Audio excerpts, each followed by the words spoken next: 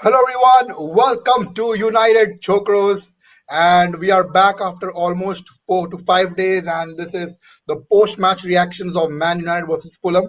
There is lots to talk about today about the Harry Maguire injury, Harry Kane transfer availability, Europa League final in danger, and also a couple of transfer updates. So I've got two wonderful gentlemen with me, AB and Bushit, joining me today, and going to express their opinions on the game and also the other important updates. Now, Man United literally crawling towards the end of the season. Last three games we have dropped as many points as we can. We've just got 1 point. We lost to Leicester, lost to Liverpool, drew against Fulham, which we were expected to win. Now, before I take your both's opinion, guys, do make sure to subscribe to our channel, bottom right corner, like this video, and share this with your friends who are interested in Man United updates. Now, AB, first I'll ask you your opinion on the game against Fulham, your reactions, and what do you feel about Man United's season and games? It was not at all a happy ending to be saying, Devi. It was a very easy game for me. I thought it was an easy three-pointer for us. Fulham are already relegated in this season. And it was being quite easy to beat them. The amount of possession that we were having throughout the game, starting especially first half, I thought it would be an easy win for us. But the second half, when they started, it was looking the exactly opposite. We were looking very weak. As always, our two favorites, Fred and McTominay, were not that dominant. Yeah, They were just doing the normal back passing as they always do. I don't understand one point. I can understand when you're playing against big teams like Liverpool, Chelsea, you're on the back, you're thinking about defending your goal. But when you're against a team like Fulham, who are already relegated, who are looking to get some confidence back, you are actually giving them confidence by playing poor. And that correct. is exactly what happened on that day. And the goal that we conceded was, again, a big blunder in the defense. So, Yeah, more or less, it I was looked not like a yet. preseason friendly game. It more looked like a friendly game. That's how we were playing that game. Actually, they should have been more happy or more dominant, thinking that the fans were there, 10,000 United fans right Exactly. behind them. But it went the exactly opposite way. They were playing under pressure, which was not at all required. In fact, it was a very good environment. Even Solskjaer said that he was looking for this environment for such a long time, and after almost a year and a half, that environment was built there, and we royally spoiled it. But that's fine. I would say that's the end of the story. Now, the good thing is we have ended on second spot, and that is something to be happy about. But the game Correct. performance was not at all up to the mark. Game. Yes, what you said is absolutely correct. And Bushit, I want to ask you this. Is it that Man United are that bad, or basically their weaknesses exposed, or they are just saving their best for the Europa League final now that the second spot is already sealed?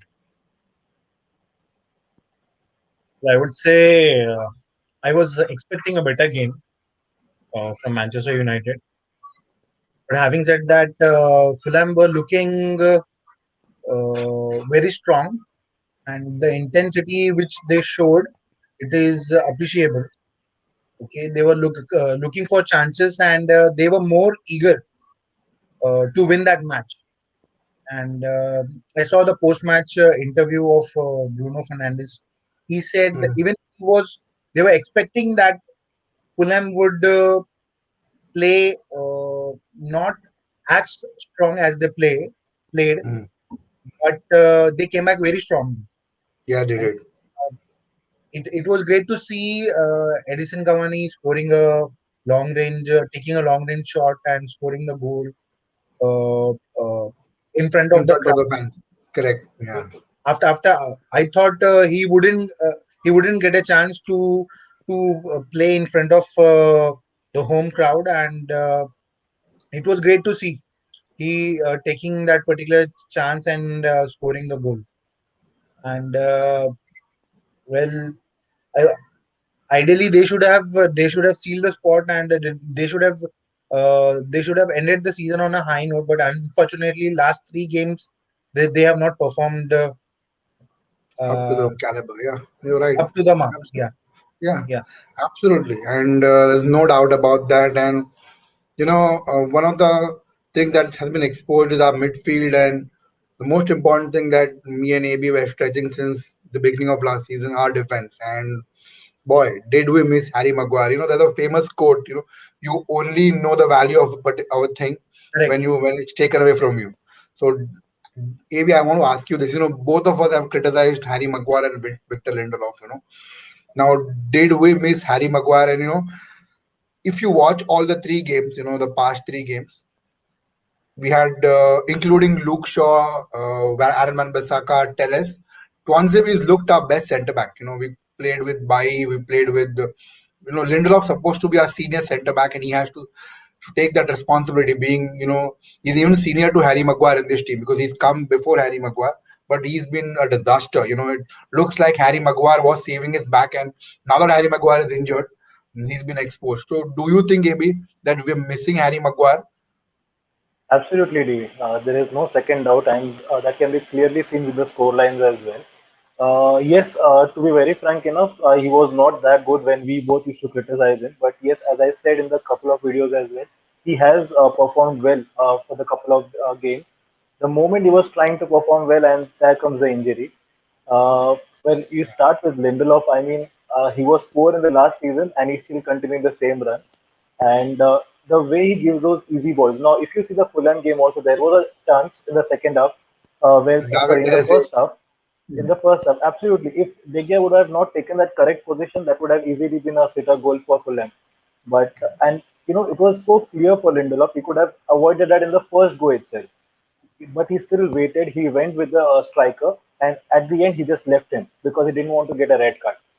And that's how we are basically conceding goals. Our defense is lacking big time, David. As long as this discussion would continue till the signing happens, I would still say we need a centre back, and that is very much required. We don't want big players. We don't want any more strikers because we have Cavani, but we need a centre back, and that is Yes. what is required. It was required last season, which is required now as well. And Zwanzebe, yes, he's a very promising player, DV. Now, the game against Fulham as well, he was very composed. And that's what you want to see in Lindelof as well. In fact, Lindelof should be the one who should be telling him what is to be Exactly. done. That's what my point is. Yeah. And it's the exactly opposite thing. What you expect from Lindelof, you could see that from Zwanzebe. And exactly opposite was Lindelof. So yes, our defense was lacking in last season. It is still lacking, and without Maguire, it is pathetic, I would say. And we have thousand reasons to be scared about the European Europa Cup final if Maguire is not playing. Yes, and it looks very highly unlikely because we've seen him in clutches, in the Fulham game as well, and doesn't look all that good. Because if I look back and I mean, Solskjaer's preferred partnership would be Eric Bailly and Lindelof. Now it could work wonders, or it could be a disaster because we're going to talk about the Europa League game later. But Bushit, I want to ask you. I mean, you've spoken about Tuanzebe and Aaron Wan-Bissaka the first time you came, and you really Yeah. like these two promising players. Yeah. To be honest, Tuanzebe, like I said, Tuanzebe has been the best centre back in the past three games. Yes, he's been a bit rusty, but that happens because he's not had that much game time. Or do you think that next season, if we get should we get another promising centre back, or should we get a top class centre back? Because you get a centre back like Sven Botman or Pau Torres who are promising. What is the guarantee that they will replace Lindelof? Won't they become another Donny van de Beek? So, what you would go for? A top class centre back like Varane or Jules Koundé, or sign someone promising like Botman or Torres?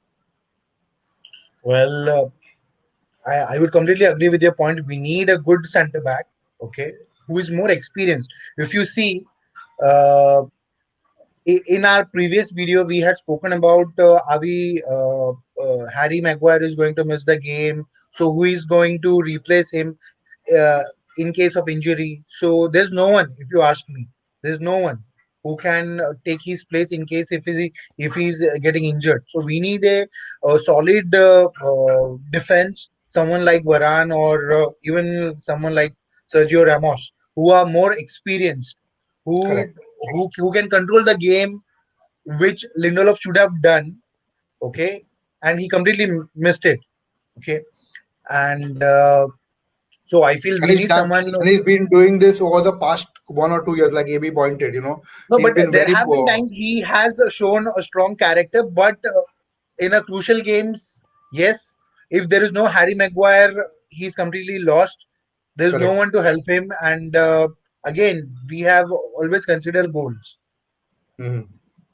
Yeah, you're right because being a senior centre back, he's been playing for Man United before Harry came to Man United, before Harry Maguire. He should be much aware of how the Premier League operates, and in the absence of the captain, he should be the one who should be commanding that defense. But yes, like you said, he's been good at times, but there's no consistency, and it's high time, that he's been replaced because it's not just this is his first season. He's been playing for a long time for Man United, and the expectations are much higher if your captain is missing.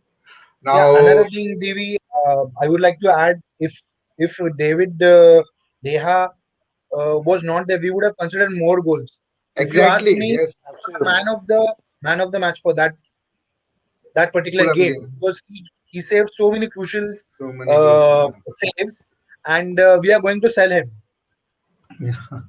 Ideally, that's what I've heard. I'm not sure if Mhm. Ole is going to retain him or not. And if you ask me, as compared to Henderson, David Dega is still better, and Ole should try to retain him. This is what I feel. Hold on to your thought, Bushit, because later in the video I'm going to talk about that goalkeeper update that we've just got. Okay, but like AB spoke earlier about the striker availability, we should not be. But as you all know, since the past 3-4 days, we've been linked to Harry Kane because Harry Kane has come out and said about his situation at Tottenham Hotspur. And in fact, today he's given an interview where he said that I am not afraid to say that I want to be the best. And there are some things that he said which is completely, I don't understand because he expects to score 50, 60, 70 goals. Even if he plays for Man City, he's not going to score that many goals. Ronaldo and Messi don't score 60, 70 goals a season. I don't know what he's on right now. But yes, as a top class striker, captain of England national team, he wants to win trophies. That's why Robin Van Persie left Arsenal.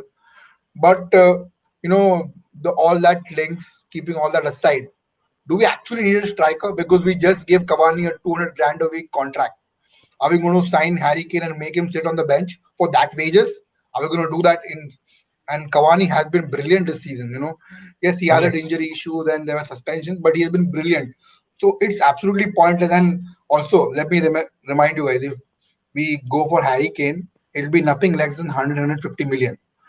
If we spend that money on Harry Kane, do we have the money to sign a top class centre back or a center back. defensive midfielder? So that's not going to happen. So, AB, with all that being said, a lot of United fans are saying that if we allow Harry Kane to go to Man City, we're just handing over the title because if you sign Harry Kane, it's 20 goals a season guarantee. It's going to guarantee you that many goals. So, yes, that is, of course, a guarantee that he is going to score 20 goals. But again, coming back to the point, do we actually need a striker? Is it more of a necessity or a luxury, AB? Well, DV, I don't see any requirement of signing Harry Kane. Yeah, I understand there are many United fans who would go against me and say we need Harry Kane. But the matter of fact is, it's not football is not only about scoring goals, but also about defending goals. And Exactly. we lack in the second part, which is to defend. So we have good strikers now with the extension of Cavani as well. He's staying back for one more season. I don't think so. Our attack is lacking anywhere. Yes, there are few ups and downs, which happens in every game. But if Mhm. you see this season, let's forget about what happened in the past. But if you see this season, we have almost conceded more than 20 to 25 goals, which has never happened in the last 50 years. So Correct. let's take that record and keep in mind, if you sign Harry Kane, is that going to stop? My answer is no. That is not going to stop. So we need a centre back, which I said in the last season. I'm saying in this season, and as I told you, till the time we don't sign a centre back, my answer would still remain that we need a centre back. And looking at this season's creativity from McTominay and Fred, I'm sorry, I'm being quite sarcastic today, but this is the fact which is happening nowadays. There is no creativity from either of them. So we need Correct. a center defensive midfielder as well. Now, you see teams like Liverpool, they have Thiago. You see Chelsea, they have Jorginho. These players make the game actually. They make the Mhm. game so easy for their strikers. They just have to go inside the box and take a shot at goal. But when it Mhm. comes to us, it is Bruno Fernandes or Pogba who trying to make a way for Greenwood, and in the course, even they score at times. But that is what should be happening from Fred and McTominay. They should be making that ease for even for Bruno Fernandes for that matter. They should be putting those initial crosses or initial passes for Bruno Fernandes or Pogba. And if that happens, really that happens, the chances of us scoring is more. And in such case, I don't think so. We require a Harry Kane in that match. Yes, what you said is absolutely correct on the money, and I do not disagree with you. Now, Bushit, I have got an interesting question for you. Okay, do we sign Harry Kane for 100 million this year, or we get let's say Declan Rice and Rafael Varane this season, and next season, now that we have signed our right winger, defensive midfielder, and centre back. Next season, go in all to sign Erling Haaland, because remember, next season, next transfer window, not this, the after that in 2022, Erling Haaland's release clause will be activated of 63 million. That's what will be available for. You don't have to spend 150 million for Erling Haaland, a top class striker, one for the future. So, given an option, what would you do, Bushit? Go for Harry Kane this season or go all out for Erling Haaland next season? Yeah. If you ask me, I would say yes, but ideally, even they should be willing to come to Manchester United.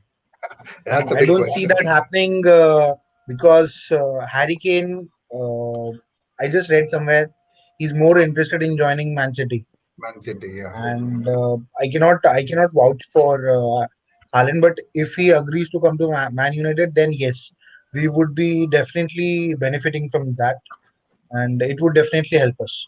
I would say. Yeah, absolutely. I mean, and it would actually make sense. And I'm not talking just about Erling Haaland. I'm giving an example because that will be the top class, top striker available next season. It is very sensible for United to go for a centre back and centre defensive And midfield top priority. If there is a extra money available this season, sign a right winger, because we do not have a traditional right winger who will put in a cross, because all the players, Rashford, Martial, they are more like scoring goals and creating goals. So if the money is left, get in Sancho or another right winger, or like Rafinha, or someone like Pedro Neto. So there are many wingers available, but getting a striker should be a priority next season. Once we have built our squad, it's very important to build a squad in the right way, not just because a player is available, go in for him, because it's like a waste of money when, and you won't believe, guys, we are in terms of considering goals, we've scored considered more goals than Liverpool, Chelsea, and Leicester City. We've scored. We are ahead of them because we've scored more goals. So now that so itself speaks that especially in we need a in home striker. games, Yeah, especially in especially in home home games. home games. Correct. Yes, we've scored considered so many goals. Yes, people will say that there were no fans, and but that's again an excuse. I feel, and buying a centre back and CDM should be a top priority. Now moving on to the Europa League, final. The run of game that we are in is pretty poor. Now I spoke to Bushid about it. Told him, I asked him this question. I want to ask you this, AB.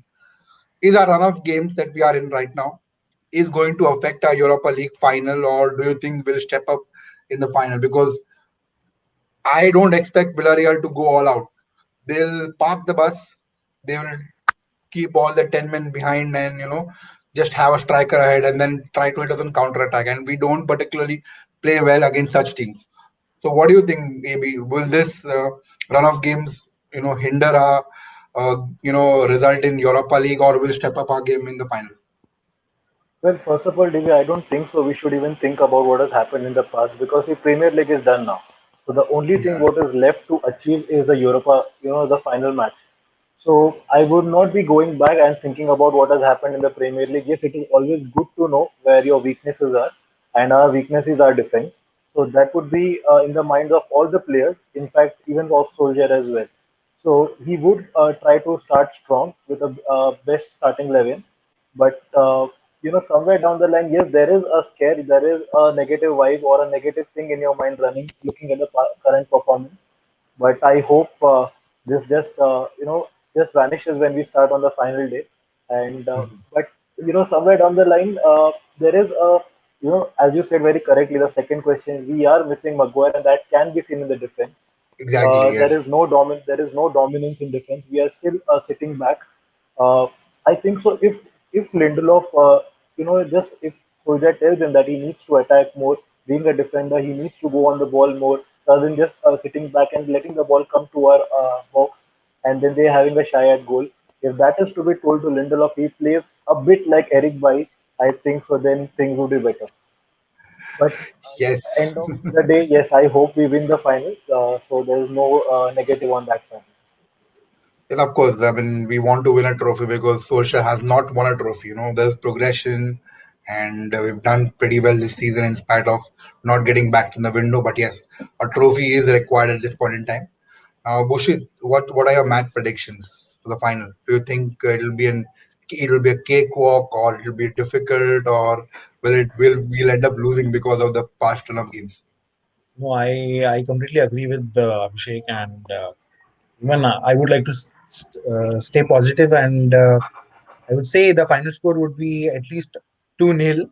Okay, considering the how strongly we have come back in our previous games, and hopefully we should win this Europa League. Yes, and you're right because there's no because if you look at the teams and compare, not that I'm trying to underestimate Villarreal, but we have a better team. We have invested in our squad with top class players like Pogba, Fernandez. We got Rashford, Greenwood, Cavani, Luke Shaw, brilliant players in our team. And yes, we will miss Harry Maguire, but I think the experience Eric Bailly and Lindelof has, they have to step up and improve the game. This is a once in a lifetime opportunity to win a trophy. Eric Bailly has won a trophy, Europa League, with us in the past, but I think playing in the final is a big achievement, and to go all out and give it all will be their priority. So I hope that we will win. 2-0 is again my scoreline. AB, I'm not going to ask you your scoreline until the watch along because your scorelines are Somehow, spot on. sorry to interrupt you, but somehow I feel Pogba is going to play a crucial Yeah, role in the finals. crucial Somehow role. I feel I get strong. I'm very Vibes, confident yeah. about it, and I feel that he's going to play a major role. Yes, because not just because he's our main player, because his contract situation depends on that. His If he wants to leave the club, uh, that would attract a lot of interest because of his game, the way he plays. So yes, you're on the money, Bushit. Pogba's involvement will be very crucial along with Fernandez and Cavani. These will be our Mhm. three crucial players, and also Luke Shaw, Correct. because I think he'll be a leader at the back. So moving on to a last part, a couple of updates here. So Jadon Sancho, I think we've got a rival in signing Jadon Sancho. Chelsea are apparently looking to put a bid before the Euros and looking to sign him and sell a couple of players. So again, a big setback for us if we actually want to sign Jadon Sancho. And I've got an interesting news, a positive news for you guys.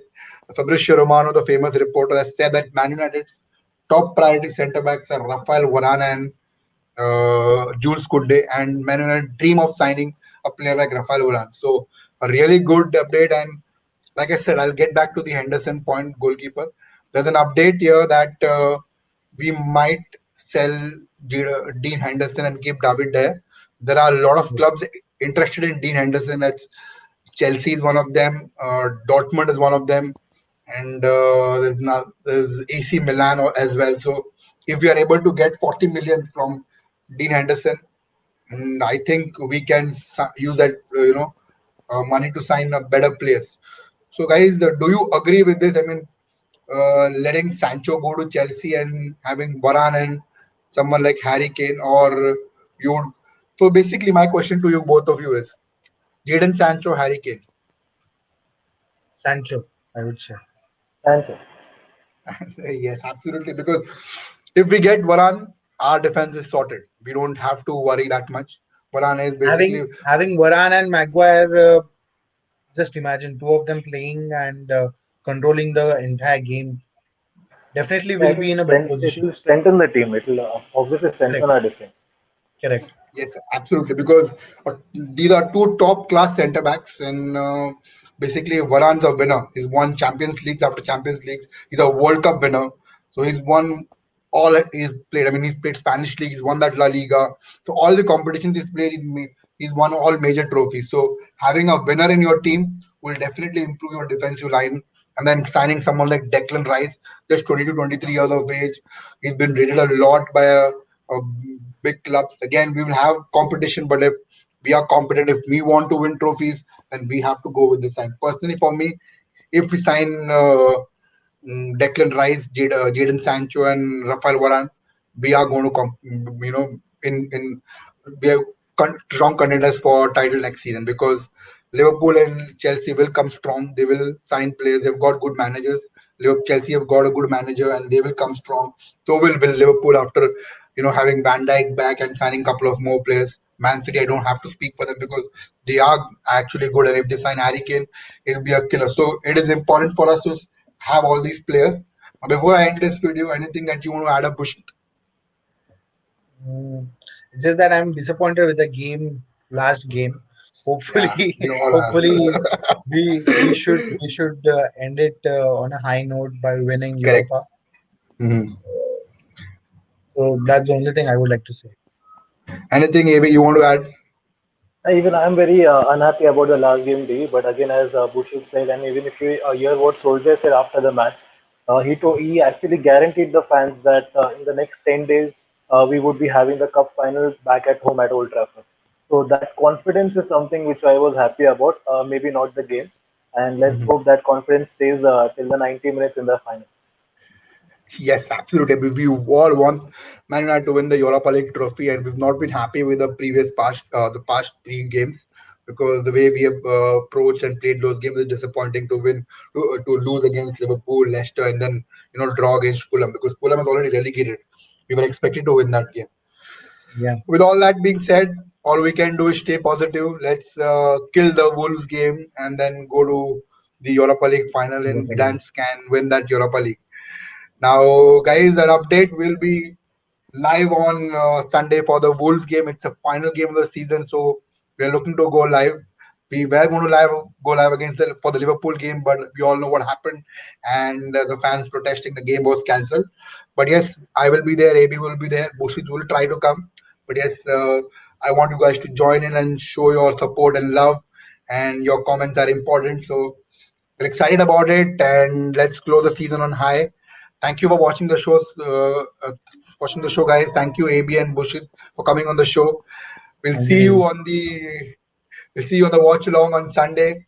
Bye for now, and glory, glory, Man United. Bye-bye.